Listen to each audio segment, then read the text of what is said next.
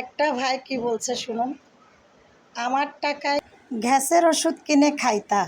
একজন ছাত্র ভাইয়ের কথাগুলো মন দিয়ে শুনুন, ইনশাল্লাহ আপনাদের ভালো লাগবে। কোথায় সেই অহংকার?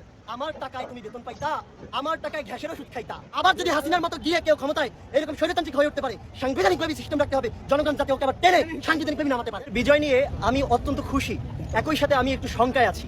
কারণ এই বিজয় আমরা আজকে যে নতুন স্বাধীন বাংলাদেশে অর্জন করলাম তা কিন্তু নয়। আমি আপনাকে মনে করিয়ে দিতে চাই, হাসিনার আমলে আমরা যত সংখ্যক তরুণ তাজা প্রাণ রাজপথে রক্ত ঢেলে দিয়েছি, তার থেকে কিন্তু অসংখ্য বেশি। আমরা ওই বিতর্কে যেতে চাই না 3 লক্ষ নাকি 30 লক্ষ, এই বিতর্কে যেতে চাই না। কিন্তু 71-এ মুক্তি বাহিনীদেরকে মেরেছে এবং অপরপক্ষে আমাদের সেই পাকিস্তান যেটা ছিল, সেই পূর্ব পাকিস্তান যেটা ছিল, সেখানে কিন্তু অসংখ্য মানুষ হত্যা করেছে ওই পশ্চিম পাকিস্তান, যেটাই সত্য।